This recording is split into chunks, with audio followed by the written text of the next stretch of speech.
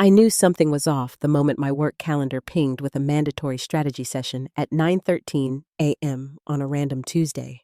Not 9 p, not 9:15, but 9:13, like they were trying to catch me emotionally off balance. I clicked into the invite and felt my stomach clench. It was from David in HR, subject line, Organizational Alignment Discussion. That's corporate code for, we're about to pull the rug out from under you. When I walked into conference room C, the air smelled like stale coffee and impending doom. David was already there, perched like a vulture on the edge of the table, and next to him, my manager, Robert.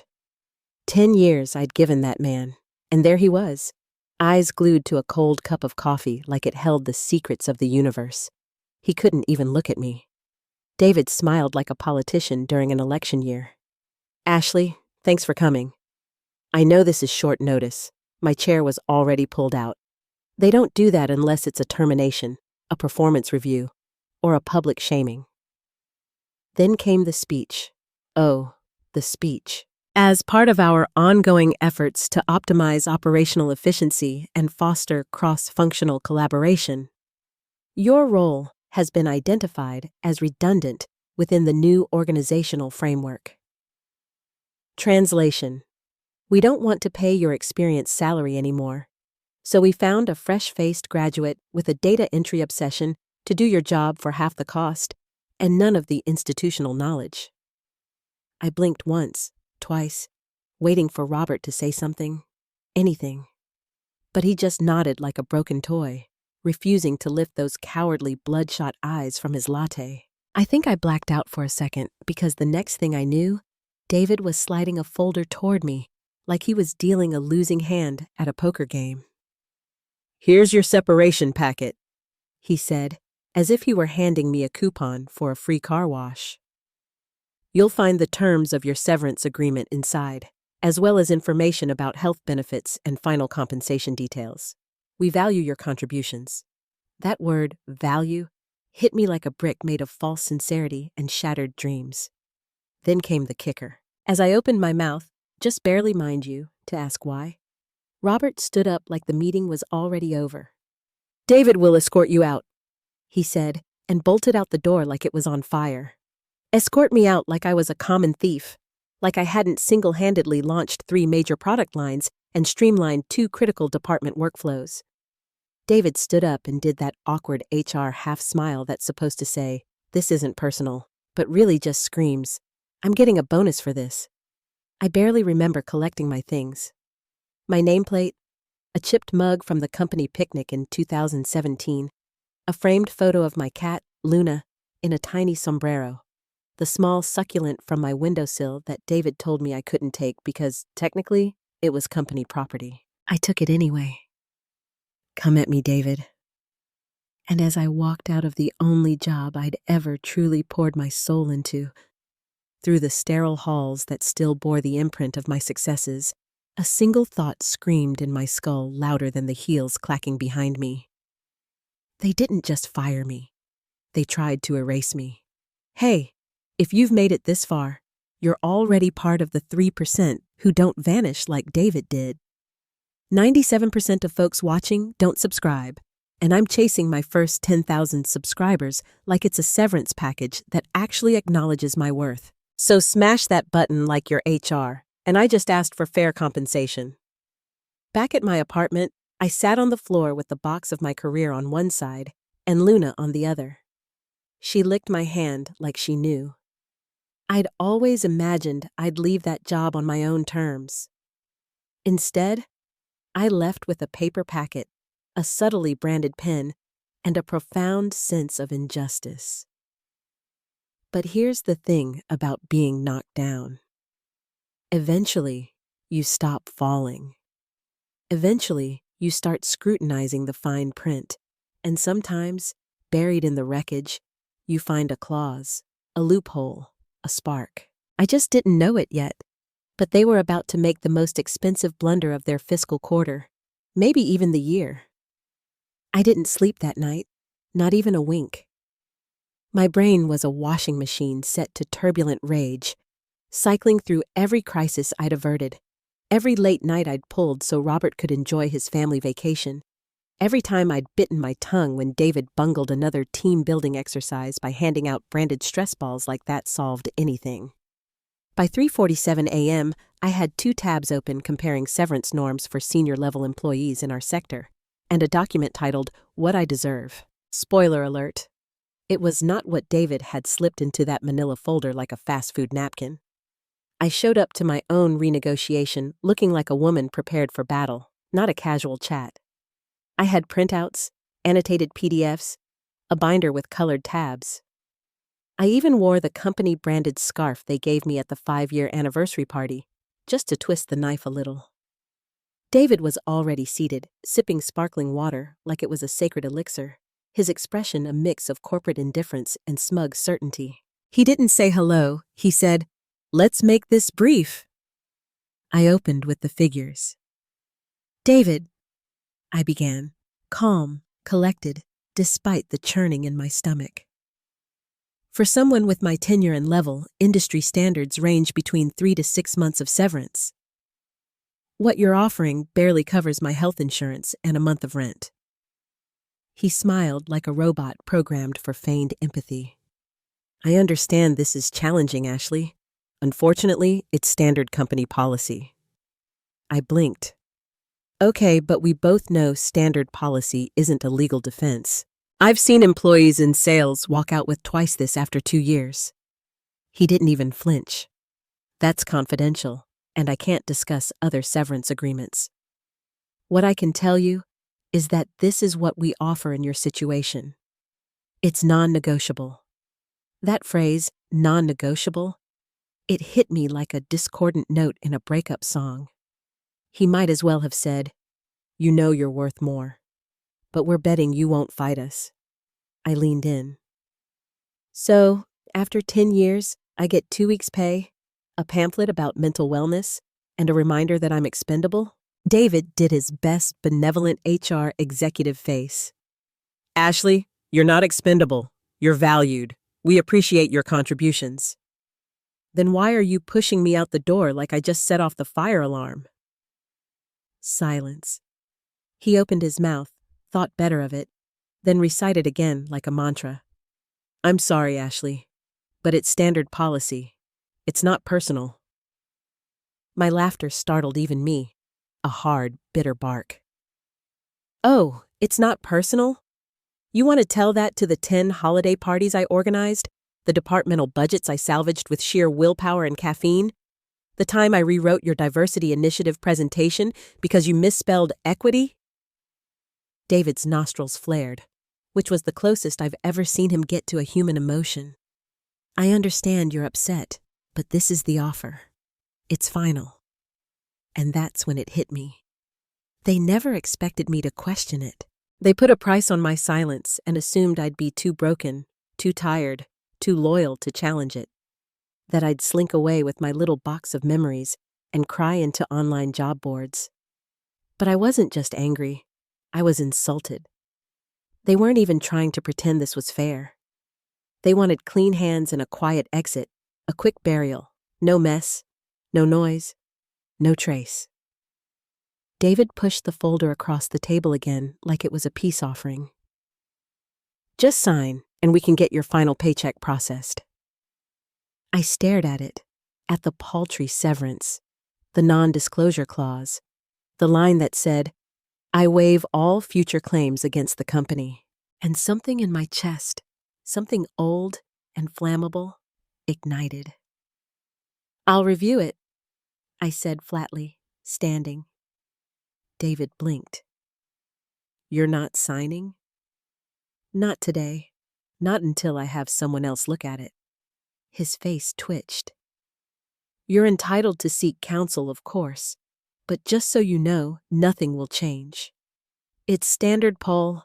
If you say that phrase one more time," I cut in, "I swear to God I will tattoo it across your forehead in Comic Sans." I walked out, binder in hand, head high, and for the first time since they'd yanked the floor out from under me, I didn't feel like a victim. I felt like a woman who was done playing nice. I'd never realized how many damn company documents I'd hoarded until I started feeding them to the shredder like they owed me money. Manuals, memos, old pay stubs, pointless employee appreciation certificates, they all went through the blades in a cathartic blur.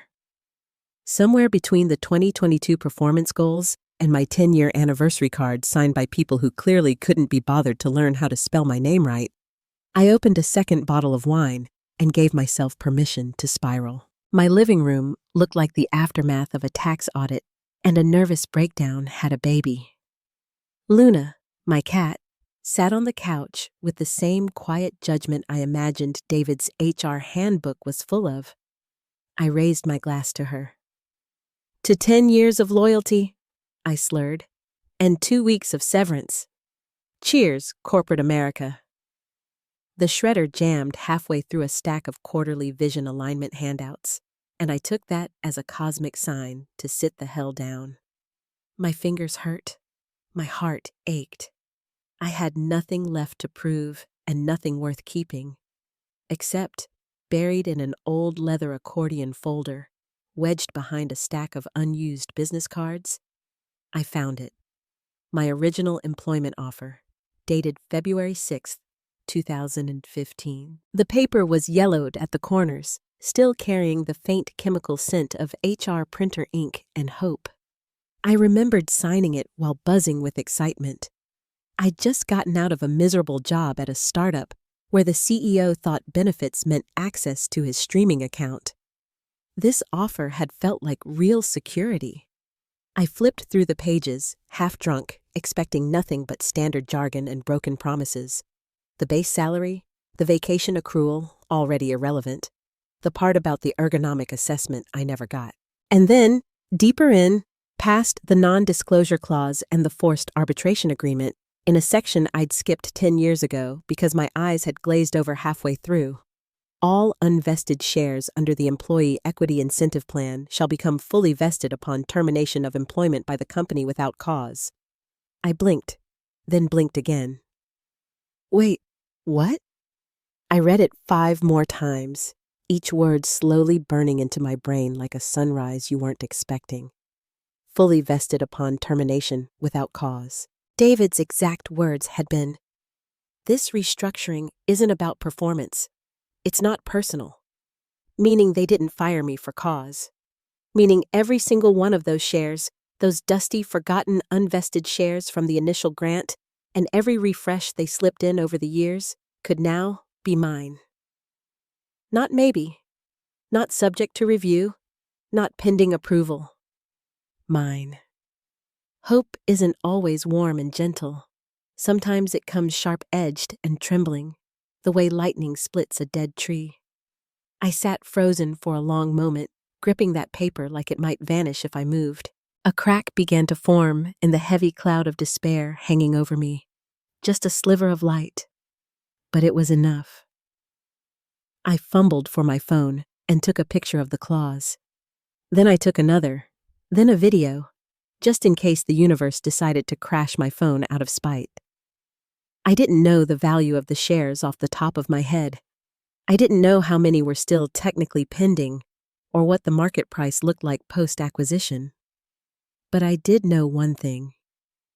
David and his smug little folder had just handed me a legal-loaded gun, and they were too arrogant to realize they put the bullet in the chamber themselves. I Googled employment lawyer equity clause and fell down a rabbit hole of online profiles and review sites, but none of them felt right until I saw her name.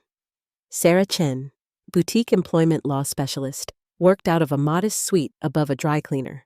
No flashy graphics, no slogans, just 5-star reviews and one testimonial that said, "Sarah made my old company wish they'd never hired me. Perfect." I didn't sleep much that night either, but this time, it wasn't because I was spiraling. It was because I was planning. The law office looked like it hadn't been redecorated since the first Bush administration. No glass doors, no espresso machine, no receptionist in designer clothes offering infused water. Just a scratched wooden placard that read, "Sarah Chen, SQ," and a bell that sounded like it belonged in an old-timey general store. I rang it once. Nothing. Rang it again and heard a muffled voice from behind a door. Yeah, I heard you. Come in, unless you're selling toner." I stepped inside and immediately tripped over a box labeled Deposition Transcripts 2018. The whole place smelled like strong coffee and overworked laser printers. A fan whirred in the corner, oscillating over a precarious tower of manila folders. Behind a cluttered desk sat a woman in a band t-shirt and combat boots, reading something on a tablet with one eye narrowed like it owed her money. Sarah Chin looked nothing like the Ivy League polished lawyers I had imagined during my insomnia Googling. She looked like she could beat someone at poker and then represent them in court the next day. "You're Ashley?" she said without standing. "My friend Mark says you got hosed. Sit down. Let's hear the damage." I hesitated for a beat. The wine-fueled confidence from last night had worn off, and suddenly I felt like maybe I'd overreacted. Like maybe the clause wasn't as powerful as I hoped. Like maybe I'd made a fool of myself. But then Sarah raised an eyebrow and gestured with her pen. "Clock's ticking, and I don't do emotional support. I do legal blood sport. Talk." So I talked. I laid it all out. The surprise firing, the cardboard box, David's smirk, the 2-week severance that wouldn't even cover my health insurance premiums. And finally, I handed her the copy of my offer letter. "Page 6, I said, last paragraph. She didn't react at first, just read, then reread, and set the paper down slowly and leaned back like a predator after spotting a limping prey. "Tell me they didn't include this clause in your separation agreement." "They didn't," I said. "They didn't mention shares at all." Her smile was slow, wicked, and full of something electric. "Oh, they are going to regret being so standard." Something inside me clicked. It wasn't just that I'd found a lawyer. I'd found my lawyer. Sarah wasn't here to gently negotiate. She was here to wreck house and take names. "They might argue it doesn't apply to you anymore," I said, my voice unsure despite the caffeine and adrenaline trying to prop me up. Sarah snorted. "They can argue the moon's made of cheese, doesn't mean it'll hold up in arbitration. This clause is clean, airtight, and stupidly specific. You were terminated without cause. These shares are yours." I let out a breath I didn't know I'd been holding since the day I was fired. She steepled her fingers. "What we do next depends on one thing. Do you want a check, or do you want vengeance?" I blinked. "Can I say both?" Sarah's grin widened. "Now you're speaking my language." She pulled a legal pad toward her and began writing furiously. "We're not just going to ask for the shares, we're going to frame this around their negligence. The fact that they omitted a material clause in your severance. The standard policy line is going to be our Trojan horse. You think they'll panic?" "Oh, honey," she said, flipping to a new page. "They'll panic so hard David might finally break a sweat." The energy in that tiny office was shifting. Gone was the helpless, discarded version of me that had walked through their doors with a copy of her own damn death sentence. In her place sat a woman with ammo, a target, and a partner who clearly got off on strategic warfare. "I want them to know they underestimated me," I whispered. Sarah looked up. "They will. The second they open my letter, they'll realize they didn't fire an employee. They created a shareholder with a grudge." She paused. "And grudge-holding shareholders," she chuckled. "They're my favorite kind." The next few days crawled by like a tax season hangover. Sarah had warned me. Once I start writing, don't hover. Let the hunter hunt. Easy for her to say. She was in predator mode. I, on the other hand, was stuck pacing my apartment like a robot vacuum with emotional damage. At 9 a.m. on Monday, I was high on hope, visualizing the look on David's face when the email hit his inbox. By noon, I was refreshing the stock market app and calculating how many shares I might get and what they might be worth and what I'd do with the money. Pay off my student loans, move to Colorado, buy a food truck, whatever. By 2:00 p.m., I was Googling, can companies void equity clauses retroactively? And spiraling into legal forms that might as well have been written in ancient Greek. I called Sarah. She picked up on the third ring, sounding like someone who had just woken up from a nap mid-sentence. Don't tell me you've been reading Reddit. I just needed to make sure there isn't some loophole. There's no loophole, Ashley. They're sloppy. You're protected. Let me work. But what if... Ashley, she snapped a piece of gum loud enough to cut through my panic. The only way you lose is if you start doubting me now. Do I sound unsure? She didn't. She sounded like a woman who'd once sued a tech giant and won enough to buy a duplex in Silver Lake. I exhaled. Sorry, I keep thinking maybe I imagined it, like maybe I read it wrong. You didn't, she said. And even if you did, I didn't, and I'm better at this than they are. You think a guy like David reads contracts? That man probably signs his own birthday cards with a stamp. I hung up feeling slightly steadier. Not much, but enough to stay out of the online rabbit holes for another few hours. Still, the wait was agonizing. Sarah didn't do half measures. She wasn't just slapping together a pay your oversight email. No, she was crafting an experience, the kind of legal correspondence that made CFOs sweat through their dry clean only suits. Tone matters, she told me. We're not begging, we're not even demanding. We're educating them gently on how spectacularly they've messed up. Her plan was layered. First, quote the clause direct and undeniable. Then, cite the moment in the exit interview when David repeated standard policy like a malfunctioning toy parrot. Then, and this was the piece to raise a ruckus, frame it as a breach of good faith. You don't have to disclose every benefit in a severance package, Sarah explained. But when you hand someone a document that conveniently omits $1 million clause, it starts to smell like willful concealment. I felt like I was preparing for war, but my armor was made of bubble wrap and rapidly evaporating courage. Sarah, she was forging iron. Day 3, I cracked again. I texted her. Me. What if they just ignore the letter? Sarah. Then I subpoena David and ask him to define standard policy in front of a judge. God, I loved her. On day 4, I drove by the office just once. Okay, 3 times. I parked across the street from the building where I'd spent over a decade, watching the tinted windows like they might confess. A delivery guy wheeled in a cart of catered lunch. Someone was celebrating something. Maybe David finally figured out how to CC an email. I stared at the building and felt it for the first time. Detachment. That place didn't owe me anymore. Couldn't hurt me unless I let it. What it could do, however, was pay me handsomely. Later that night, Sarah called. Just 2 words. It's ready? I held my breath. I'll send it in the morning, 9 a.m. sharp. Are you sure it's bulletproof?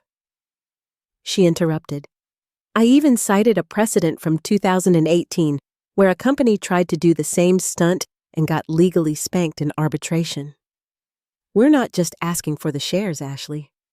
We're planting a flag. We're telling them we see your games, we read the rules, and guess what? We're better at them. I hung up and stared at the ceiling until sunrise. Hope wasn't sharp anymore. It was heavy, thrumming, real. It hit their inboxes at exactly 9:01 a.m. Sarah had it queued and ready like she was launching a missile. Subject line, regarding equity clause and termination, Ashley Moore. No exclamation points, no fluff, just a surgical, loaded phrase designed to make some poor executive assistant spill their cold brew. I was sitting on my couch, clutching a mug of coffee I wasn't drinking, watching the digital clock on my stove tick to 9:01. Sarah didn't text me right away. She'd warned me she wouldn't. Once it's sent, you go dark. Let them sweat. Let them stew.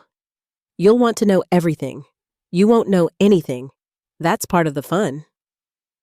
Fun wasn't exactly the word I'd use. torture was closer. By 9:07, I had checked my emails 6 times and convinced myself I'd lost Wi-Fi. By 9:12, I'd opened my phone settings just to see if maybe, just maybe, push notifications had turned themselves off like they were conspiring with David. By 10:30, my cat Luna was giving me a look that said, "You need to go outside before you explode." I didn't eat lunch that day. I nibbled on a cold toaster pastry and tried to read a book, but every page was just a blur of words I couldn't absorb. The letter was out there now, floating in someone's inbox like a grenade with the pin pulled, and the silence was nuclear. I checked LinkedIn. Nothing. No activity from David. The CEO's profile still had the same smug headshot from 2016, back when the company was smaller and people still smiled at each other in the break room. No posts, no job changes, no reactions. At 3:42 p.m., I got a text from Chloe, a former coworker, soft-spoken, ran point on internal communications, hadn't heard from her since the day I was walked out. Her message was one word: OMG. That was it. No context, no emojis, just OMG. I stared at it so long, the screen dimmed. My thumb hovered over the reply button, but I didn't hit send. My heart was pounding like I'd just been caught shoplifting. Hope. Another message from her followed 2 minutes later. You didn't hear it from me, but something's happening. That's when I knew the grenade had landed somewhere behind those polished glass doors. Emails were being forwarded, calendars were being cleared, legal pads were being filled with frantic notes. Sarah's letter wasn't just a legal threat. It was a mirror held up to their own carelessness, and they did not like the reflection. I didn't know yet what they'd do, whether they'd fold or fight. But I knew one thing for sure. I wasn't the one sweating anymore. The call came in at 7:14 a.m. the next day, too early for anyone to be civil, let alone him. I saw the name flash across my screen and almost didn't answer. Robert, my old manager, human wallpaper. A man who once called me his work wife in a meeting and then blamed me when I didn't laugh hard enough at his joke about women in tech. I let it ring once, twice. On the third, curiosity beat contempt. Hello? I answered, already bracing. There was no greeting. Ashley, what the hell did you do? His voice was ragged, not angry, panicked, like a man waking up in a burning house and realizing he's the one who left the stove on. I leaned back into the couch and sipped my coffee, suddenly calm. Morning, Robert. Long time. Don't do that. Don't be smug. Jesus, do you have any idea what's happening here? Oh, I had ideas, plenty, but I let him flail. You blindsided them, he said. That letter, it's being passed around like a virus. Legal's in a tailspin. I got pulled into a 6 a.m. meeting with the general counsel, the CFO, and, God help me, David. I smiled into my mug, and here I thought David only worked banker's hours. This isn't funny, he snapped. Do you understand what those shares represent? The vesting clause, it triggered a reclassification of the entire equity pool. Finance is scrambling. They're saying your shares could account for nearly 13% of the last grant. I whistled low. I hadn't run the numbers yet. Sarah was still working through the fine print.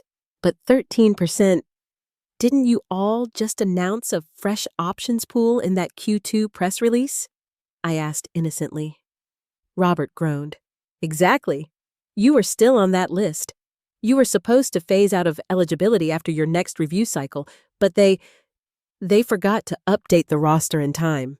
Your termination went through before the HR system processed the update. Oops, I said deadpan. They're calling it an earnings impact. They're saying it might have to be disclosed. This isn't just about a payout anymore. It's about governance. There it was.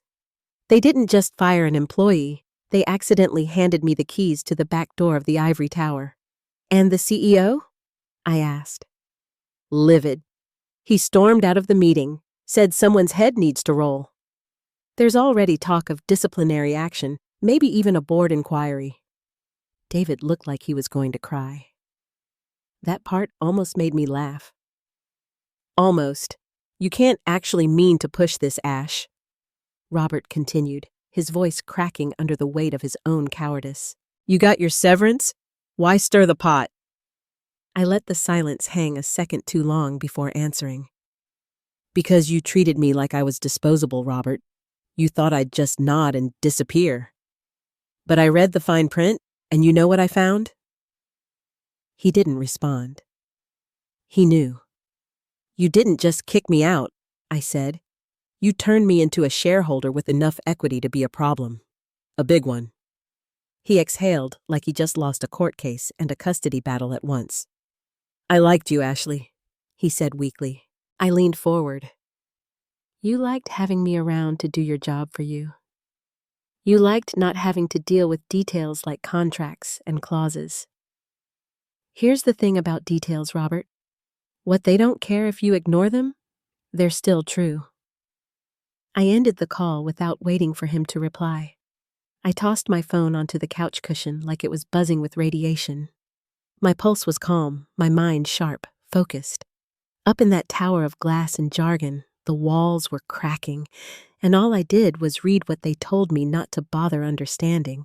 The email came in, wrapped in the fakest civility I'd ever seen. Subject: Request for discussion and clarification. Equity agreement. From Executive Operations. Not even a real person.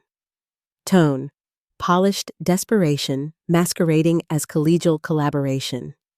They wanted to review and clarify mutual understanding of contract language, which is corporate for, please come in before you legally dismantle us. Sarah read the email once, then once more out loud in her best, fake, cheerful voice, like a preschool teacher announcing snack time after a fire drill. I especially love how they're calling it a discussion, she said, slamming her laptop shut. They're trying to get ahead of the train after they already heard the whistle and saw the smoke.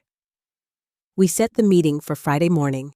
Same boardroom where they'd fired me. Same floor. Same potted plant in the hallway that somehow still looked healthier than David. Walking in this time felt different. I wasn't escorted. I wasn't holding a cardboard box. I wasn't invisible. I was expected. Sarah led the way like a general entering enemy territory. She wore a navy blue suit that looked soft enough to pet, but sharp enough to wound. I wore black. Not funeral black. Power black. Inside, the room was packed. 6 people at the table, 2 at the wall with laptops. Legal had shown up armed. At the head sat the CEO, Daniel Thorne himself, tan, Botoxed, and wearing the kind of apologetic expression that screams, I'm only sorry because I got caught. David was there too. He looked like someone had drained his blood and replaced it with lukewarm water. Pale, sweaty, a human oops. Daniel stood. Ashley, thank you for coming. We appreciate the chance to speak in person. Sarah dropped her binder on the table. Thud. Let's talk about this standard policy you've been waving around like it replaces contract law. Silence. She reached forward, tapped her laptop, and a projector screen blinked to life behind us. Up came the clause. The clause highlighted, underlined, annotated, legally weaponized. All unvested shares shall become fully vested upon termination without cause. Sarah read aloud like she was quoting scripture at a heretic. One of the lawyers opened his mouth, but she raised a finger. We'll get to you. I want to hear from David first. He looked like a possum that just realized the headlights weren't slowing down. I didn't see this clause at the time, he stammered. It wasn't in the severance template. Sarah clicked her pen. And yet it was in her original signed agreement, which supersedes internal templates. Unless, of course, your team's definition of good faith includes deliberate omission of critical compensation terms. A murmur at the end of the table. One of the assistants coughed into their hand. The CEO leaned forward. Look, We're not here to debate language. We're here to make this right." Sarah smiled without humor. "Then start by acknowledging that the shares vested the moment you terminated Ms. Moore." One of the legal drones finally found his voice. "We could discuss an alternative arrangement. A buyback, perhaps?" "No," I said, and every head turned. It was the first time I'd spoken. My voice didn't shake. "I'm not here to sell them. I'm not here to back down. I'm here to remind you I was never your mistake. I was your blind spot, and now I'm your problem." Sarah nodded approvingly, like a coach watching her star player hit a home run. Daniel rubbed his temple. "Ashley, we're trying to be reasonable." "Reasonable?" Sarah echoed. "Right. You know what else would have been reasonable? Including that clause in her exit paperwork. Or not firing someone without reading the damn contract. Or, I don't know, not letting David handle anything more complex than a coffee order." David visibly winced. I almost felt bad. Almost. The meeting went on for another 40 minutes. Legal tap danced. Sarah verbally throat punched, of course, and I watched the balance of power tilt, and then finally, unmistakably, crash down like a seesaw dropped by gravity and regret. They weren't in control. They weren't even pretending anymore. And the best part? We still hadn't even named our price. It was supposed to be a negotiation. That's how they framed it in the invite. How they pitched it when we walked in. "Let's work together to resolve this." What they meant was, let's see how little we can pay to make this go away. And when they realized that wasn't going to happen, they got nervous, then desperate. By the time the fourth lawyer in a row had tried to sell us on the spirit of the agreement, Sarah was audibly laughing. "I'm sorry," she said, wiping her eyes with the back of her hand. "Did you just say spirit of the agreement? Because I don't know if you're aware, but courts don't award damages based on vibes." She turned her laptop around again and pointed to the clause, now printed, highlighted, and tabbed like it was being inducted into the Legal Hall of Fame. "This isn't ambiguous. This isn't negotiable. This is what you signed, what your CEO initialed, what your board approved. This clause is a loaded gun, and you put it in her hands the second you walked her out with a box of trinkets and a middle finger." The head legal counsel, a silver-haired man with a designer watch and an ulcer forming in real time, adjusted his tie and tried again. "Well, when we reviewed the intent—" "The intent?" Sarah cocked her head. "Your intent was to fire her without paying what she was owed. Fortunately for us, California contract law doesn't give a damn about intent. It only cares about what's written." The CEO exhaled hard and leaned forward, fingers steepled like a sitcom villain who just realized the audience was no longer rooting for him. "Look," he said, "we don't want to fight. We're prepared to make a generous offer to resolve this quickly." He nodded to one of the lawyers, who slid a folded sheet across the table. Sarah didn't touch it. Neither did I. So he opened it himself. "One-time payment," he said. "Liquid value of the shares, plus 20%. Clean. Final. We wire it today, you sign an NDA, and everyone walks away happy." I looked at the number. It was insulting. Maybe a third of what the shares were worth if I held them through Q4. Maybe a tenth of what they'd be if the company's pending merger went through. It wasn't an offer. It was a muzzle with a ribbon on it. I looked him dead in the eyes. "No." His smile faltered. "No," I said calmly. "That's not even close. I'm not interested in silence." I turned to Sarah. She straightened her blazer like she'd been waiting for the green light. "Let me be clear," she said, her tone now cold and precise. "You have two options. Option 1.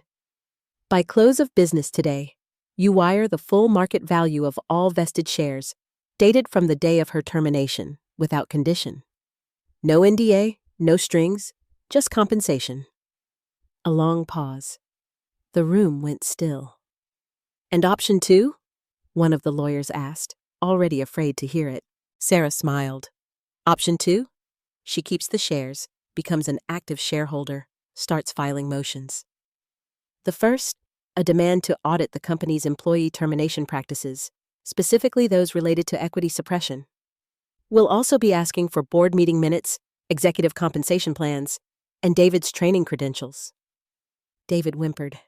And just so we're all aligned, she added sweetly, she'll be exercising those rights publicly, which means press coverage, which means shareholder calls, which means the words bad faith termination and governance failure start appearing in places your investors can see. The color drained from the CEO's face like someone had unplugged him. I leaned in, folding my hands neatly. You treated me like I was disposable, I said. Now I'm the crack in your balance sheet, so either pay me what I'm owed or watch me sit in the next shareholders' meeting and ask David to define standard policy on the record. Dead silence.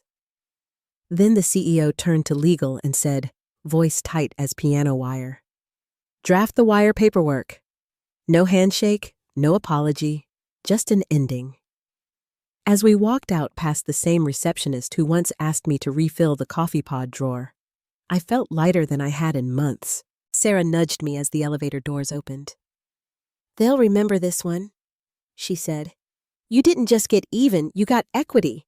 And when the wire hit my account 4 hours later, 7 digits deep, I didn't pop champagne or post a humble brag on LinkedIn. I just fed Luna a second dinner and deleted every email folder with that company's name on it.